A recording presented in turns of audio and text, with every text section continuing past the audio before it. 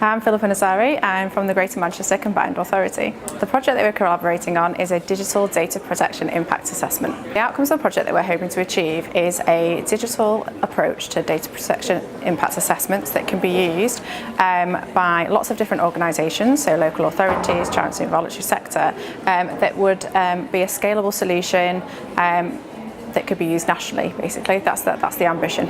The problem is there's no consistent ways of working. DPIAs are usually, data protection impact assessments, are usually paper-based. So we're talking about Word documents, PDFs, and they are differing in style, in templates. They don't potentially capture the right thing. I think the biggest problem is they're not a useful and effective business tool. There's a lot of useful things that can be derived from doing a data protection impact assessment in terms of informing risk level for your organisation, where things keep cropping up, perhaps where you might want to place resources in mitigating some of those risks more broadly, and also management information.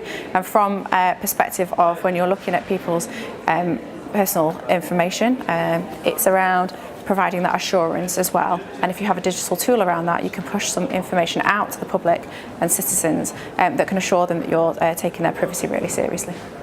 I think the impact would be sort of really big scalable buy-in to people working the same way, and as much as that is about a system, it's also about culture change and us realising that everyone realising that privacy is not just about the information governance leads or the data protection officer's responsibility, but actually it's a responsibility of everyone, all levels in the organisation. And so for me, a DPIA being part of and that tool being part of project initiation and having project managers and project officers really getting hold of this and driving it forwards would be an absolutely great outcome for us.